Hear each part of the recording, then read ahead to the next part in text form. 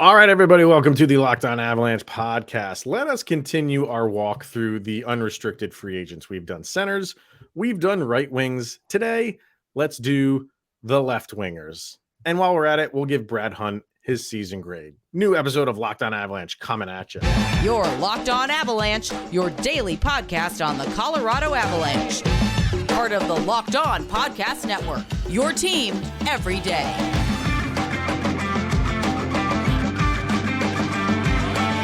All right, everybody, welcome to another episode of Locked On Avalanche. We're part of the Locked On Podcast Network, your team every day. I'm your host, Chris Maselli. With me, as always, Mr. Shaggy Von Doom, Kyle Sullivan. Thank you for tuning in, making it your first listen of the day. Always appreciated. Make sure to follow us on our social media outlets, LOPN_Avalanche on Twitter, Locked On Avalanche on Instagram. Questions, comments, concerns, and opinions, lockedonavalanche@gmail.com. And follow us on our YouTube channel over on YouTube. Hit subscribe, get notified when a new show goes live. All right, sir. Later on, we will be discussing the conference finals. We'll get in, not like dive deep into the conference finals where they sit, mainly overtime. I love that this gets brought up whenever there's a game that goes as long as that game one between Carolina and Florida goes. We always have to bring the question back in. Should the NHL do something about the overtime? We'll talk about that. And like I said, we'll give Brad Hunt his season grade. But where we're going to start is kind of how we've been doing the last couple shows. We're kind of making our way through the unrestricted free agents in the NHL. We're going by position. We did the centers. We did the right wings. Today, we're doing the left wings. And I have to say, man, I think this is the most, I guess, robust group of players available than the other two so far. Centers was thin. Right wing is kind of thin. Left wing is looking okay. You might be able to do some good free agency picking here. Yeah, I was just about to say the left wings, especially if you watch like the everydayers that, listen to the episodes every day. These are names These are not like the poster names, but these are consistent names. And when you're going, like on this list, everyone, Vladislav Nemestikov, former Av, now bad boy, like he's available. That's deep in the list. And you're not going to be making a lot of damage on center free agents. Right wing, you take it or leave it. But with the flexibility on the left wing position, the guys that kind of play left wing but can also help out on the right, there's a lot of big names that the Avalanche might want to kick the tires on. Yeah. Well, let's start with who's under contract for the Avalanche at the left wing position. At least what they are listed as left wing. And you have Valenchuskin's listed as right or left wing. So he's one of them, but we don't know what's going on with him. You have Arturi Lehkonen, who's listed as both. And he's just fine. Mm-hmm. You have Logan O'Connor. And let's see, Dennis Malgin, who's a restricted free agent. You have Alex Newhook's listed as a left wing. He's obviously a restricted free agent. And then everybody else is unrestricted free agents, who is our left wingers. So the only ones you have under contract that are not restricted or unrestricted are Valenchuskin, Arturi Lehkonen, Logan O'Connor. That's it. So once again, this is nothing new if you've been listening. Like Kyle said, like our everydayers, like the Avalanche, this is going to be a different looking team. So you're going to probably be making some trades. You're going to be signing free agents. And the wing is a interesting position because some guys are set at that. If they're listed as a right winger, they are a right winger. But you can maneuver. Same thing with like defensive pairings. Yeah. Guys are left defense, right defense. A lot the way the game is played now, it's just wherever they find themselves, that's where they're going to play. It's a little bit different for forwards, right? Yeah. If you're listed as left or right at puck drop, that's usually where you're going to play. But guys can maneuver in and out. We're just, like I said, we're just going with what they are listed as in terms of unrestricted. So let's take a look at some guys that are available. And again, kind of the way we've been doing this, just listing guys right now. Last year, the guys who made $5 million or more. And again, if you listen to the last couple shows, centers, it was a short list. Right wings, it was a short list. A little bit longer list here for the left wings. So you have Evgeny Dadonov, who makes exactly 5.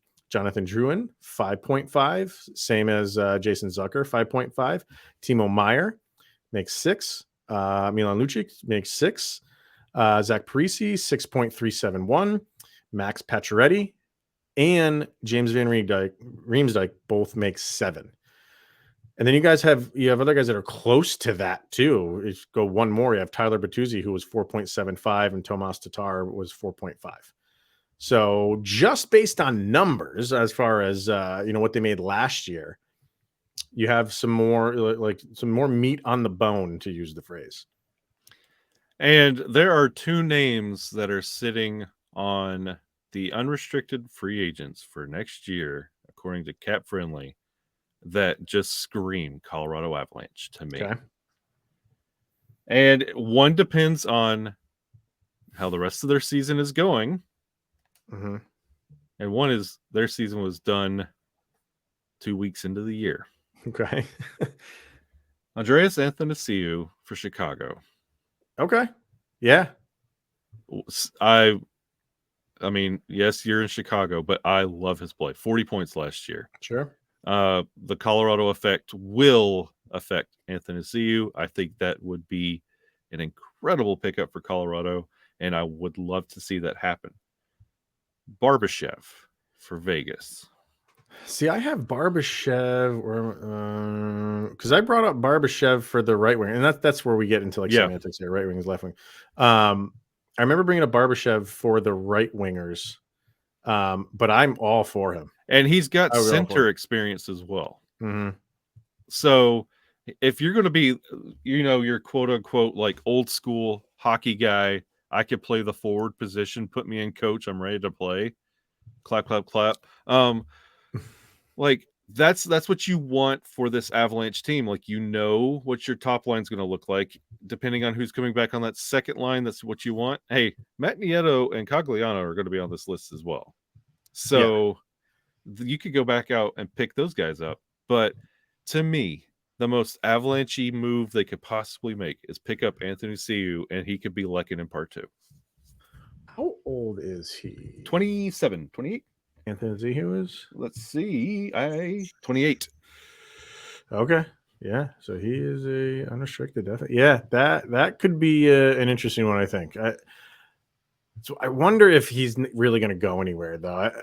I wonder what the number 1 overall pick effect there will be for Chicago, and guys, who may have jumped ship before they got that number 1 pick, maybe hang around, and he might be one of those guys that say, hey, I know it's still maybe a couple years away, but they have a ton of money.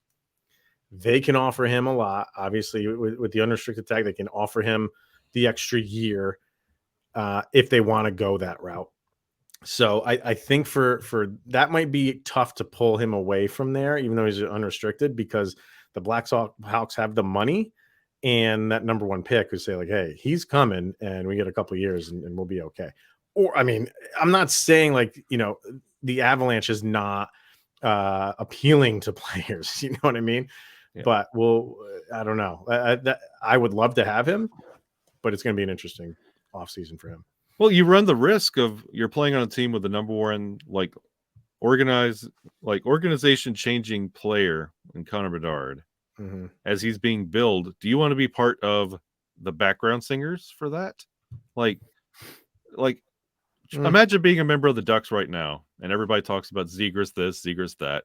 There's a whole team of Ducks that nobody talks about. It's always the flashy new guy. It's always going to be Connor Bedard, and everybody else is an accessory to Connor Bedard from this point forward. Do you want to go through that, or do you want to go to a proven cup contender in the Colorado Avalanche and help out Nathan McKinnon, have those guys with you, proven commodities, or do you want to be part of the sideshow? Well, I don't. At 28, I see where you're going with that, but I think he would be more of, I think he would have the not the title, but people would look at him more. And I don't want to say a sideshow, but I would look at him as like a complimentary piece on a team like the Avalanche than a team like Chicago, where he's not gonna be. All eyes are gonna be on Bedard. Yeah. And he could just sit there. Hey, I got my millions. Nobody's expecting anything of me. Well, they are, but not to the level of what they are for Bedard. And we're not expected to do anything for maybe another couple years. I can sit back, cash in here. Just, I can still play my game, put up good numbers, but nobody's expecting me of anything of me right now. Or you go to the Colorado Avalanche, a lot more is expected of you. And the part that can be true for both is you just have to be there because all the focus is going to be on other people. Yeah. It's going to be on Bedard, right? And that's the singular guy that it's going to be on. Where the Avalanche, you have a list of guys still under contract that the eyes are going to be on them. So we'll see. We'll see where he wants to go. I just feel like he kind of wants to stay where he's at. You organize this by points. Obviously, Timo Meier rises to the top. He's going to get a sizable increase. I always he is just a massive hockey player. Yeah. He's 6'1", but he just looks taller than that because he's 220 pounds. The guy is just a beast. So he can kind of probably, move away from guys like him. Second on this list in terms of points, made $3 million last year. Max Domi, 56 points in 80 games. I don't know if he's the Avalanche style of guy. Like he can play. He plays hard and he can score. That what did I say he had? 56 points in 80 games. The defense is where he's lacking. Yeah, I was about defense that well, and you have to on a Jared Bednar team. I was about to say Max Domi. You said he's not the Avalanche style. I don't think he's anybody's style. What is this? Max Domi's 9th team? I was gonna say he's Arizona style, but they didn't even want him. Yeah, so. He's lugging up the tickets on where he's been going. I don't think Colorado would welcome his style of play. So. I think it'd be more of a deficit than an addition. I think the only and I think he'll get signed relatively quickly. I think there's somebody out there that wants him. I think the only way the Avalanche really go for him is if for whatever reason nobody signs him and he's one of those guys just lingering around and the Avs need to fill a spot and they kind of go that route. Michael Bunting is next on this list. He made $950,000. He's probably going to get an increase. Will it be with Toronto? I don't want anything to do with Michael Bunting, if you ask me. And I don't want anything to do with anything in Toronto. You don't know whose name's on the checks. Going down the list, Jason Zucker, who was 5.5 million, had 48 points in 78 games. Tomas Tatar, same thing, 48 points in 82 games. And then you hit Evan Rodriguez, 39 points in 69 games at 2 million. I would love to see the Avs keep him around. Yes. I would love it.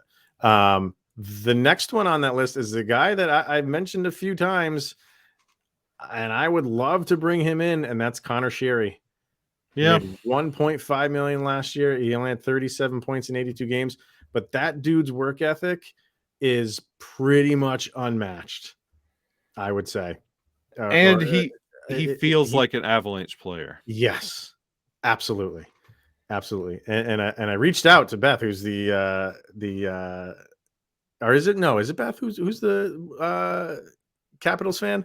Oh, that's no, that's Lisa. Lisa, sorry.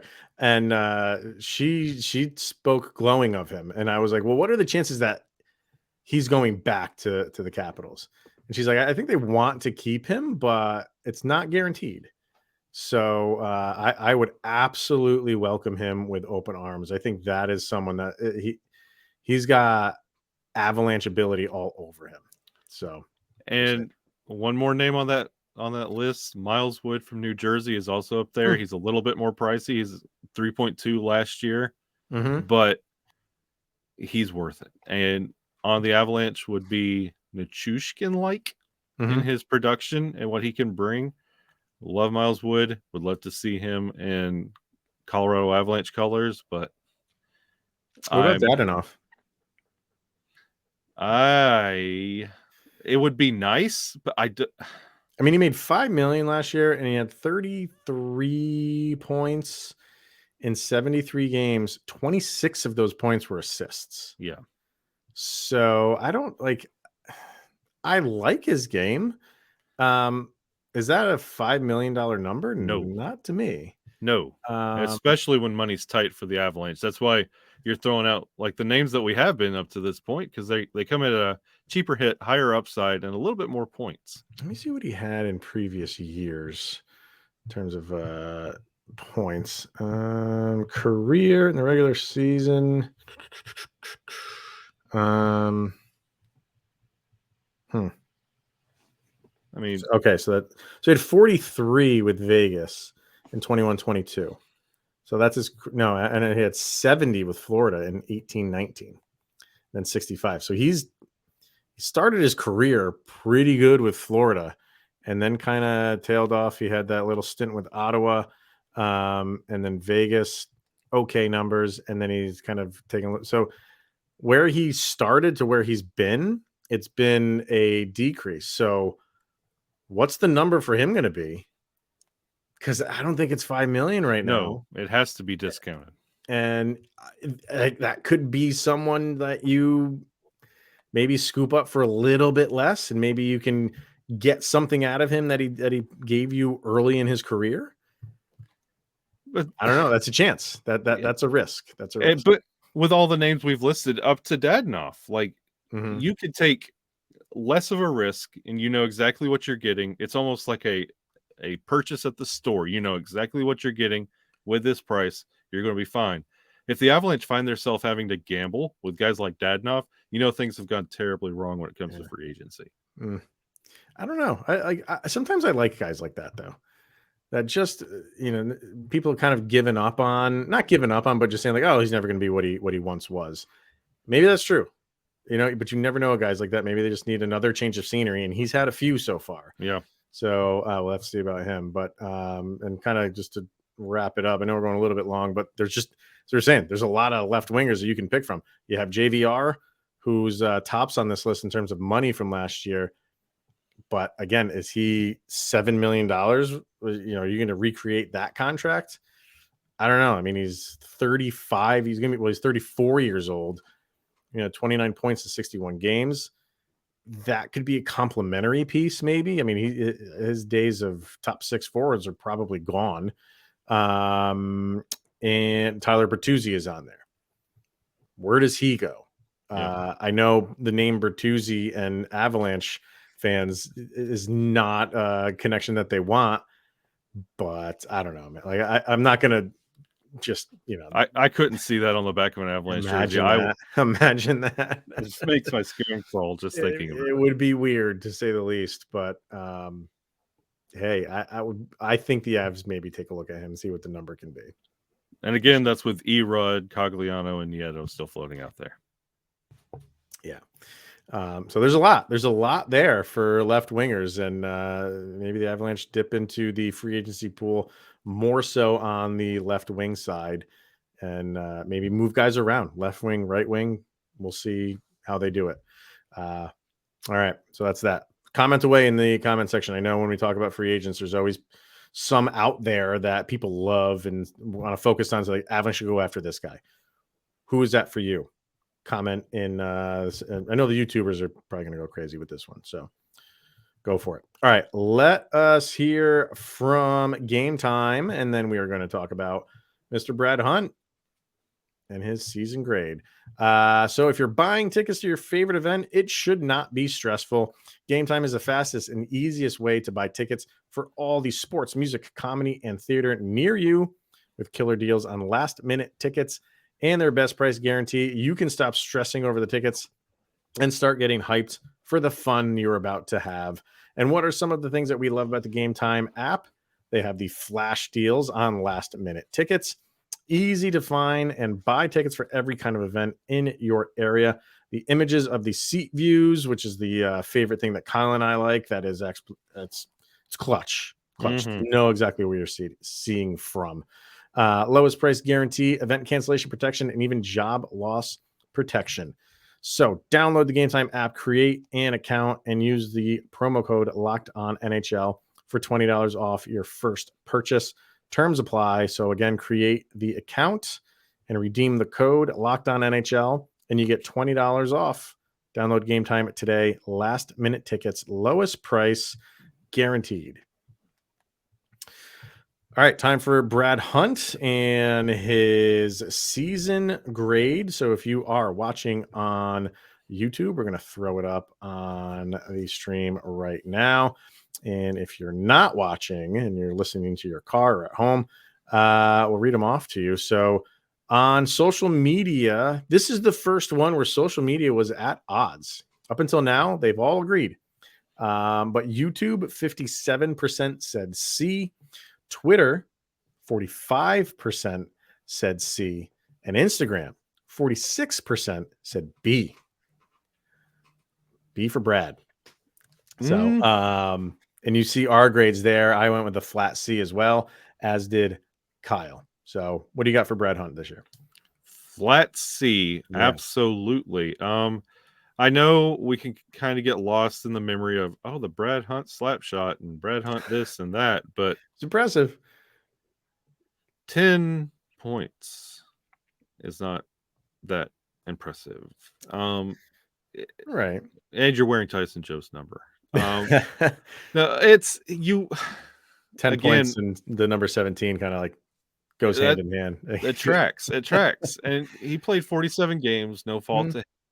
But you honestly will say this a lot with a lot of these grades. There was opportunities for everybody to step up and for you to only contribute 10 points. Granted, it's you're not his game though. It's not his game. But it's you could be a helper. Like you could facilitate a little bit more. Granted, your time on ice is not incredible. Like you're not out there eating minutes. I mean, you're Brad Hunt, you know your role. You do what you're supposed to. This is not a bad C grade. This is a flat C, like it's passable. It's a passable. You weren't a liability. You weren't a pylon. You didn't wow us. You did okay. Yeah, I think this is. He was called on a lot more than I think a lot of people expected him to be, right? Yep. And when he came in, he did what he needed to do, and the game moved forward, right? Like he's not there to take games over. He knows his role at this stage in his career. And I think he did it well, but he didn't go above and beyond. And like you said, he was never really a liability out there. He did his job. He's a defenseman. He's not out, but I was gonna say he's not out there to wow you with his offensive ability, but he did a couple times. He did. Like he unleashed a slap shot that was like, dude, where did that come from? And if that was on display more, maybe you wouldn't be this journeyman that your career has turned into. And there was a time where the Avs had to put him on waivers a little bit later in the season, and they could have picked him up. Somebody could have picked him up, obviously. But I think a lot of Avalanche fans were hoping, like, I hope he makes it through. Yeah. Hope he makes it through. Go back down to the Eagles. And then if we ever need him again, you're comfortable. Yeah. And going back to the Brad Hunt slap shot real quick, like, yes, he went through waivers and yes, he was a member of the Avalanche and he brought that Brad Hunt slap shot. But the thing about that slap shot, it felt like it not only surprised us as fans, but it looked like it surprised him every time. Like he was not expecting like that power to come out of that slap shot. And you just, like we mentioned, like he's not a liability. You saw that with Jack Johnson's first run when he would give up those terrible turnovers or he would miss an assignment. You never had that out of Brad Hunt, but he would never, turn a play around. He would never make that play. He would do exactly what you want. It's almost like having the computers turned on when you're playing NHL 23. That's kind of what Brad Hunt was. He was the AI player, and you wanted to see a little bit more step up. But honestly, we're in the off season. They haven't awarded the cup yet, so everybody should have stepped up a little bit more. I mean, I think you're maybe expecting a little bit too much from someone that's not. He gave you exactly what you expected him to give you, right? And like his defensive numbers, nothing jumps out at you. But I'm not expecting anything to jump out at me for him. It's just he is the definition of a C player. That's not bad, and that's not great. He's just he does his job. He does his job, and I think he does it pretty well, at least for this last year. So I think it's a flat C, pretty much across the board. I'm that's well, you can see the Instagram is 46%. So that wasn't, it didn't even reach the 50% threshold. So that was close. It was 46% B, 45% was C on Instagram. A Brad Hunt Instagram page? Isn't he from Nova Scotia? Isn't that an Allen thing too? It could be. Is this all Allen's doing? We're gonna have to research this. Yeah. Couple comments on YouTube. Peter on Instagram said Brad Hunt crushed it for the Avs. A+ all day. I don't know if he's serious about that, or I mean, he did get 10% A's on Twitter. That's Peter. I don't get it. And then Jordan says Hunt gets a B from me. Of course, he got more ice time than expected due to injuries, but he did all you could ask for in a depth call up from the minors. Made the most of his opportunities and scored some crucial goals in some games. It's a good point. I mean, you could bump him up to a B because he was called upon more than you expected him to. That's true. So I'm not against that. I'm not against that way of thinking for him. So there you go.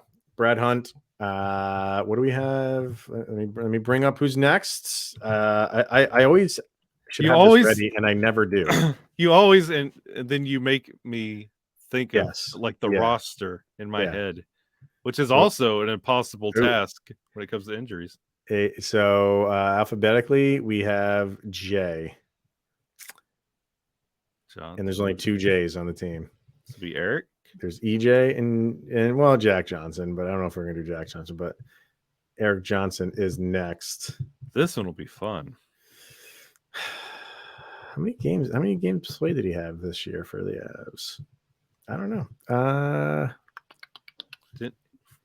He had to play at least half the season. I went to Jack. I didn't mean to hit Jack. Where's Eric? Eric had 63. Yeah. More than half. And he came back from that leg injury a lot quicker than anybody anticipated. So and we usually do these on Monday, Wednesday, Friday. I couldn't record yesterday, so that will be up Tuesday morning. You'll be you can vote on that one. All right. So there it is. Brad Hunt's grade. All right. Last thing we wanted to get to was kind of talk about where the playoffs are right now. And as we're recording this, there is a game going on between Florida and Carolina. What is that score? Florida has a 1-0 lead at the second intermission as we are recording this. So I don't know where that game is going to end. You'll know by the time you're listening to this. Maybe it goes into overtime because that seems to be where a lot of these games have been going. And like I said in the beginning, anytime that happens, not anytime an overtime happens, anytime there's an overtime with, we'll say 3. If that's double overtime, you don't hear it too much. But if there's 3 and beyond, you always hear it. Does the NHL need to change anything with their overtime when it comes to the playoffs instead of just continuing to play 20-minute periods? Should anything be done? I'll throw it to you. I'm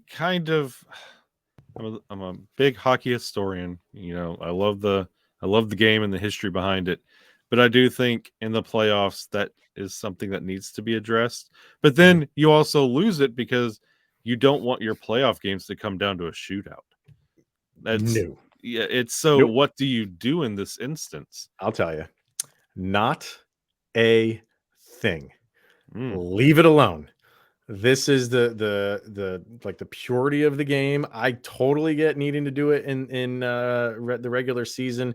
You can't have those games going 4 overtimes for many reasons. But in the playoffs, no. Like you can't don't change anything. And if you're only changing it for the people who are like getting upset that it's going late in the day, I understand that argument. But they should not be changing it, and we're fans, but they shouldn't be changing it for the fans. It needs to be fought out and figured out on the ice in a regulation style of format for the playoffs. No, I cannot stand that soccer. And I don't like soccer. I can't watch it. But the most watched sporting event every 4 years was decided by penalty kicks, and the easiest maybe penalty kick you can do, maybe one of the easiest things in any sport is a soccer penalty kick, if you ask me.